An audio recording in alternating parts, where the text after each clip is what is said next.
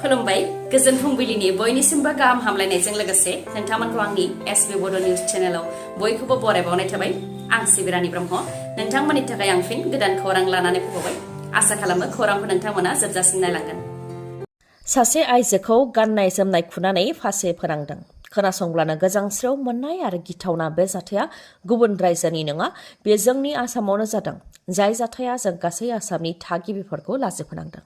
आसामनि धुबरी जिल्लानि सापराव जादों बे जाथाया। चापरनि सागलकुटी गामिनि हाग्रा गेजेराव थानाय गंसे न', जेराव रावबो सुबुं थाया। बे न' सिंनिफ्राय बोखांनो हादों आइजोनि गोथै देहा, जेराव आइजोनि खुगा आरो आखाइया खाथेनायमोन। फासिनि दौलेंजों थैनाय आइजोनि गोथै देहाखौ नुनो मोननायनि उनाव पुलिसनो खौरां हरनायाव पुलिसआ नुजाथिफैनानै मेजिस्ट्रेटनि नुजाथिनायाव गोथै देहाखौ बोखांदों आरो पस्टमर्टेमनि थाखाय देहा फाहामसालियाव दैथायहरदों।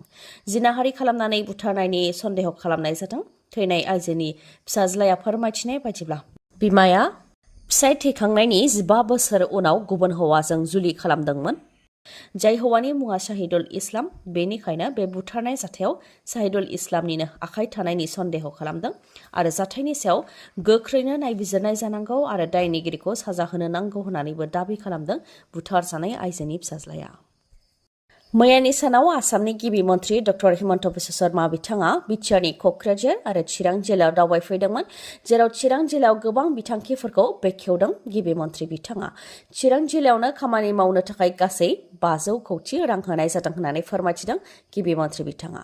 500 कौटि रांनि मादाव चिरां जिल्लानि चापागुरिनिफ्राय आमटेका भुटान सिमासिम लामानि थाखाय अन्थाइ खाम्फाखौ गायसनबाय, जेराव 350 कौटि रांखौ होनाय जादों। 350 कौटि रांनि मादाव 204 कौटि रांनि लामा बानायनाय जागोन आरो आद्रा रांखौ जायफोरा लामा बानायनायाव हा एंगारदों बिथांमोननो होनाय जागोन। 2026 मायथाइनि सिगां बे लामाखौ आबुं महर होनाय जागोन आरो बे लामाया जायोब्ला बेंटल, बिजनी, सिडली आरो भुटान सिमानि गोबां ओनसोलफोरनि हाथाय बाजारा जौगाखांनायखौ मोननो हागोन होननानै बुंथिदों गिबि मन्थ्रि बिथाङा। बेनि अनगायैबो जल जीवननि मोननै बिथांखि बेखेवदों, जायनि गेजेरजों सिडली आरो बिजनी बिधानसभा बियाबनि गं 82 गामिफोरनि 14,000 नखरा मुलाम्फाखौ मोननो हागोन होननानै फोरमायथिदों बिथाङा। लोगोसे काजलगावआव गेदेर स्टेडियाम लुनो थाखायबो 50 कौटि रां होनाय जाबाय। बासुगावनि रेलवे अभारब्रिजखौ बेखेवनानै होबाय। बिजनीनिफ्राय फानबारि थांग्रा लामाखौबो बेखेवनानै होबाय। खुख्लुं दैनि सायाव थानाय दालांखौबो बेखेवनानै होबाय।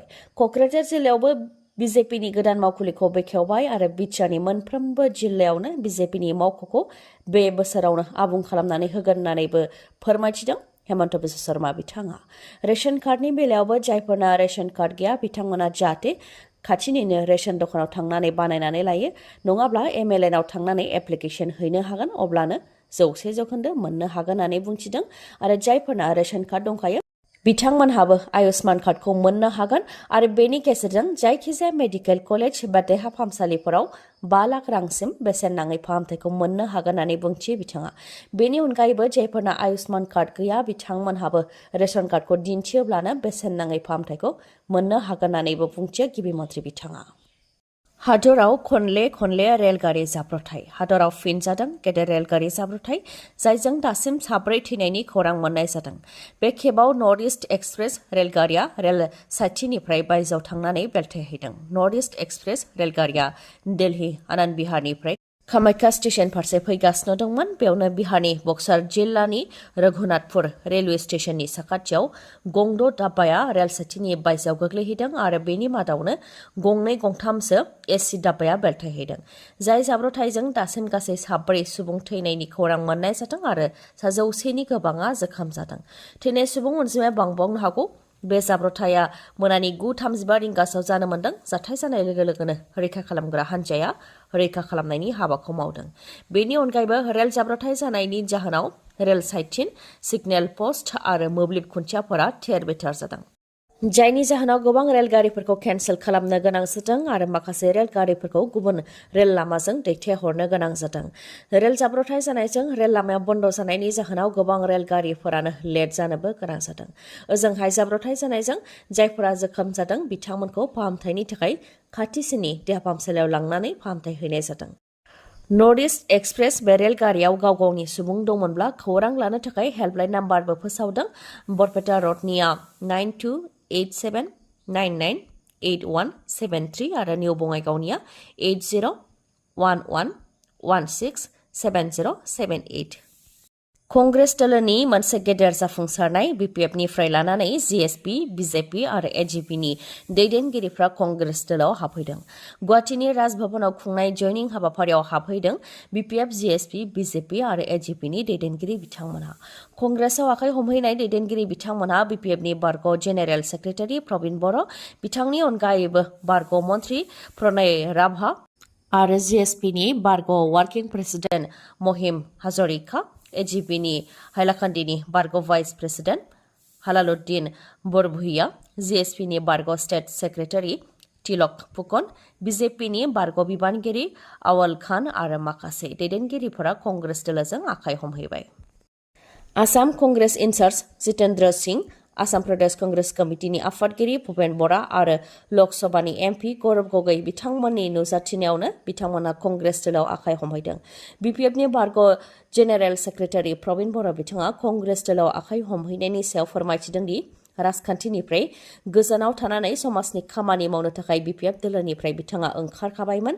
बेयावनो कंग्रेस दोलोनिफ्राय फिन राजखान्थियाव थानानै खामानि मावनो थाखाय खावलायहरफिननायाव कंग्रेस दोलोआव आखाइ हमफैदों होननानै फोरमायथिदों प्रवीण बर' बिथाङा।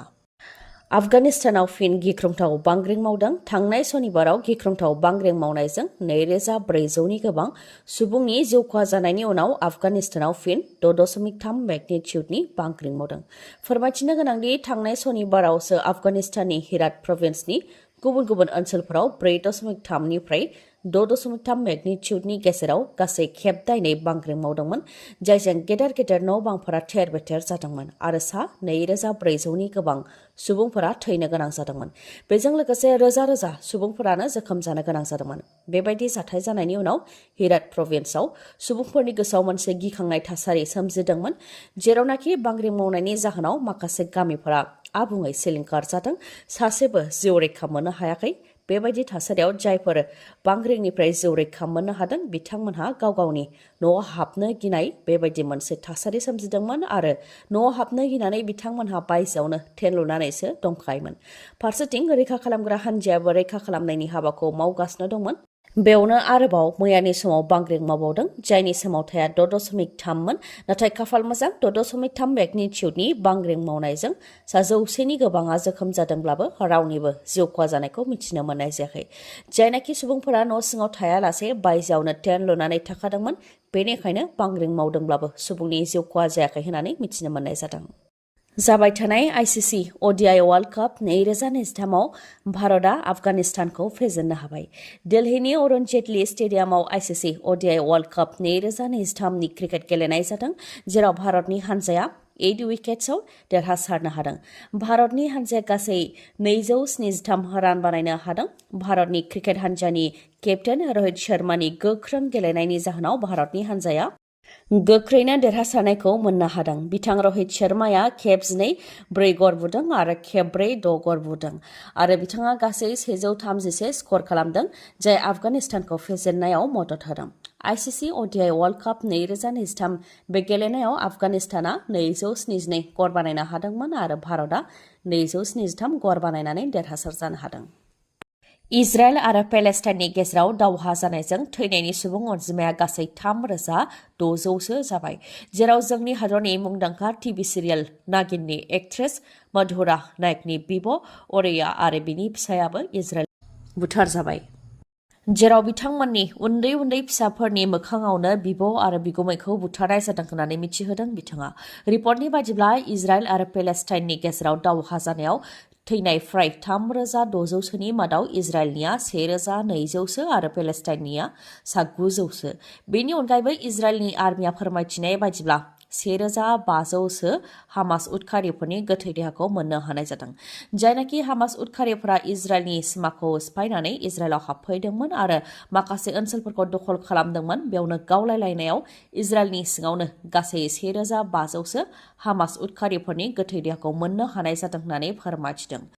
रिपर्टनि बायदिबावबा पेलेस्टाइननि हामास उदखारिफोरा इजराइल हादराव गाग्लोबनायनि अनगायैबो सिरियानिफ्रायबो हामास उदखारि हानजायानो इजराइलाव गाग्लोबदों। इजराइल हादरा रकेटजों गाजायाव गाग्लोबनाय आरो हामास उदखारिफोरा इजराइलाव हाबनानै गाग्लोबनायजों फारनैथिंबो सरासनस्रा सुबुंफोरा गोबां खैफोदाव गोग्लैनो गोनां जादों। गुबैयै उन्दै गथ'साफोर आरो आइजोफोरा बांसिनै खैफोदाव गोग्लैनो गोनां जादों। बेनि अनगायैबो हामास उदखारि हानजाफोरा इजराइलनि गोबां सुबुंफोरखौ गावसोरनि आखायाव दोनदों आरो जेब्ला इजराइलनिफ्राय रकेटजों गाग्लोबगोन अब्लानो इजराइलनि सुबुंफोरखौ साफानि उनाव साफा बुथारगोन होननानैबो हुमखि होदों हामास उदखारिफोरा। आरो जेरै हुमखि होदों बेबायदिनो मावगासिनो दंबो हामास उदखारि हानजाया। बेबायदिनो मोननै हादरनि गेजेराव जानाय दावहानि थाखाय सिमायाव थानाय सरासनस्रा नोगोरारिफोरा गोबां खैफोदाव गोग्लैनो गोनां जादों। बम बेफ्रुनायनिफ्राय जिउ रैखा मोननो थाखाय रैखाथि गोनां जायगायाव खारबाय बायनो गोनां जादों उन्दै गथ'साफोराबो। लोगोसे बे बम बेरहोनाय जाथायजों गेदेर बिल्डिं आरो न' बांफोराबो सिलिंखार जादों। फारसेथिं जायफोर सुबुंफोरा जिउ रैखा मोननो हादों बिथांमोनहाबो जानाय लोंनाय आरो थानायनि गोबां जेंनायाव गोग्लैनो गोनां जादों। फुजानि स्पेशल अफार। नोंथाङा गोदान मटर साइकेल बा स्कुटि बायनायनि थांखि दंब्ला नोंथांनि थाखाय जोबोद गोजोनथाव खौरां। काजलगावआव थानाय MMH अट' हन्डा श'रुमा नोंथांमोननि थाखाय बाम्पार अफार लानानै फैदों। फुजानि थाखाय स्पेशल अफार होदों MMH अट' हन्डा श'रुमा। अफारफोरा जाहैबाय जायखिजाया बाइक एबा स्कुटि बायोबानो नोंथाङा बेसेन नाङालासे गंनै हेलमेट मोननो हानायजों लोगोसे स्क्रेच प्राइजबो मोननो हागोन। स्क्रेच प्राइजफोरा जाहैबाय इलेक्ट्रिक केटलि अदेबानि मोब्लिबजों लोंनाय दै फुदुंग्रा आयरन, इमार्सन हिटार रड अदेबानि जायखिजाया दै गुदुं खालामग्रा, दै गुदुं लाग्रा बथल, लेडि बाइसाइकेल आरो 1000 रां केशबेक। बेफोरनि मादाव नोंथाङा मोनसे नङा मोनसेखौ मोननो हाथारगोन। बेनि अनगायैबो गोदान मटर साइकेल बा स्कुटि बायनो थाखाय नोंथांनाव खम रां दंब्लाबो नोंथाङा जिंगा सिनांगौनि गोनांथि गैया। नोंथाङा 16,999 रां होग्रोनानैनो गोदान मटर साइकेल बा स्कुटिखौ बायनो हागोन। अब्ला नोंथाङा माखौथो सानबाय थाबावखो? गोख्रैनो काजलगावआव थानाय MMH अट' हन्डा श'रुमनिफ्राय गावनि सिमांनि मटर साइकेल बा स्कुटिखौ बायनानै लायनो हागोन नोंथाङा। मानोना बे सनानि खाबुआ 15 अक्ट'बरसिमल' थागोन। मोजाङै मिथिनो हास्थायबावोबा 8720957824 नङाबा 7002252878 बे नाम्बाराव कन्टेक्ट खालामनो हागोन। आरो सोरबाफोर SB बड' निउस चेनेलनि गेजेरजों माबाफोर एडभार्टाइज होनो सानदोंब्ला 7099445422 बे नाम्बाराव कल हरनो हागोन। दिनैनि खौराङा एसेनोसै। खौरांखौ जोबजासिम नायनायनि थाखाय गोजोन्थों। नोंथाङा आंनि चेनेलाव गोदानबा सानफ्रामबो फुंनि समाव खौरां मोननो थाखाय चेनेलखौ साबस्क्राइब खालाम आरो बेल आइकनखौबो क्लिक खालाम। लोगोसे खौरांखौ मोजां मोनदोंबा लाइक, कमेन्ट आरो शेयार खालामनो दाबाव। गोजोन्थों।